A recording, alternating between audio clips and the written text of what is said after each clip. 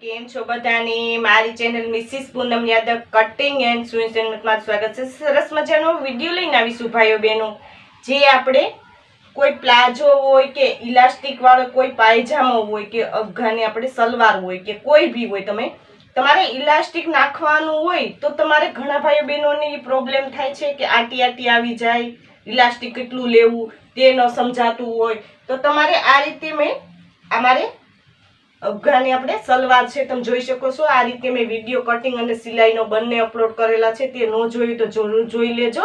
આ રીતે આપણે ઇલાસ્ટિક નાખતા શીખવાના છીએ, તો ઇલાસ્ટિક કેટલું લેવું તે તમને હું સમજાવી દઉં, કેમ કે ઘણા ભાઈ બહેનોની પ્રોબ્લેમ થતો હોય છે ઇલાસ્ટિક કેટલું લેવું ને કમરના ભાગે કેટલું તમારે મેઝરમેન્ટ કરવું તે તમને સમજાવીશ, ને ઇલાસ્ટિક કેવી રીતના ફિટ કરવું તે પણ સમજાવીશ, બરોબર।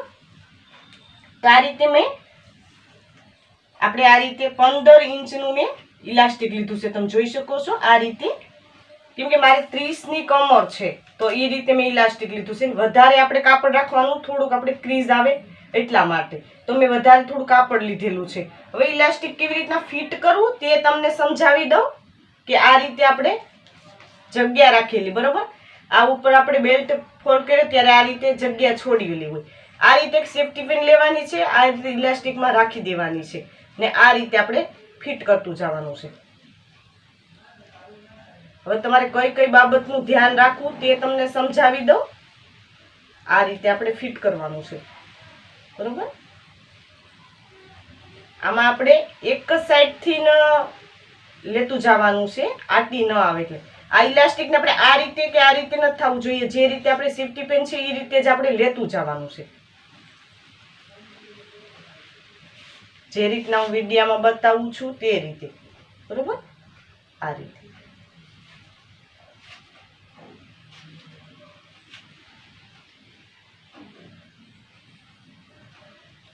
આમાં આટી ન આવવી જોઈએ એનું ખાસ ધ્યાન દેવાનું છે। આ રીતે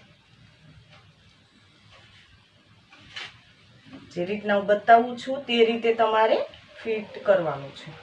આમાં ઘણા બહેનોની રિક્વેસ્ટ આવે કે મેડમ ઇલાસ્ટિક જ્યારે અમે આ રીતે ફિટ કરીએ છીએ ત્યારે અમારે આટી આવી જાય ને કઈ પ્રોબ્લેમ થાય છે, એટલા માટે એવો વિડીયો કે લઈને બતાવજો કે ઇલાસ્ટિક કેવી રીતના તમારે પ્લાઝો હોય કે આપણે પેન્ટ હોય કે કોઈ બી તમે સીવો ત્યારે ઇલાસ્ટિક કેવી રીતના ફિટ કરવું તે તમને હું આજે શીખવાડીશ। તમે જોઈ શકો છો આ રીતે આપણે કાપડને ખેંચતું જવાનું છે ને આ રીતે આપણું ઇલાસ્ટિક ફિટ કરતું જવાનું છે। આ રીતે આપણું કાપડમાં આટી ન આવવી જોઈએ ને ઇલાસ્ટિકમાં પણ આટી ન આવવી જોઈએ, એ રીતે આપણે ફિટ કરવાનું છે। આ રીતે જે કાપડને છે આપણે એ રીતે આપણે ખેંચતું જવાનું, ઇલાસ્ટિકને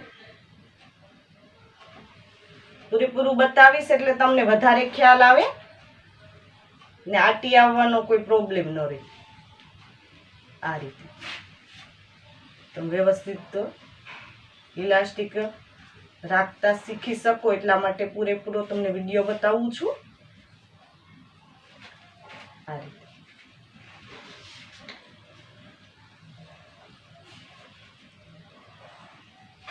તમે જોઈ શકો છો જે આપણું ઇલાસ્ટિક છે તે આ રીતે આપણે ખેંચી લેવાનું છે, બધું અંદરની સાઈડ આપણે લઈ લેવાનું છે। આ રીતે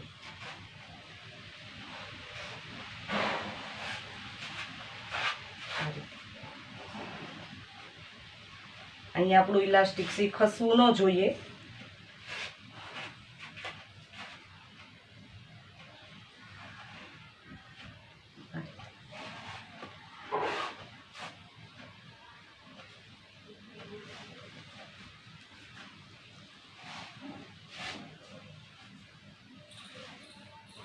તમે જોઈ શકો છો આ રીતે આપણું ઇલાસ્ટિક ફિટ થઈ ગયું છે। આ રીતે થશે, આ સામા પાર્ટ છે તેને આ રીતે તમારે સિલાઈ લઈ લેવાની પછી, બરોબર। આ રીતે સિલાઈ લઈ મશીન ઉપર ને પછી અંદરની સાઈડ આ રીતે રાખી ને અહીં આપણે સિલાઈ બાકી છે એ ભરી લેવાની, બરોબર। એટલે ક્યારેય તમારે આટી નહીં આવે. આ રીતે તમારે લેવાનું છે. પાછળનો ભાગ છે તો પાછળનો ભાગે આ રીતે તમારે ઇલાસ્ટિક જોઈન્ટ કરીને ડબલ આપણે સિલાઈ લગાવી લેવાનું ને આ રીતે રાખીને પછી તમારે અહીંયા સિલાઈ ભરી લેવાની. બરોબર, તો આ રીતે તમારું ઇલાસ્ટિક ફિટ થશે.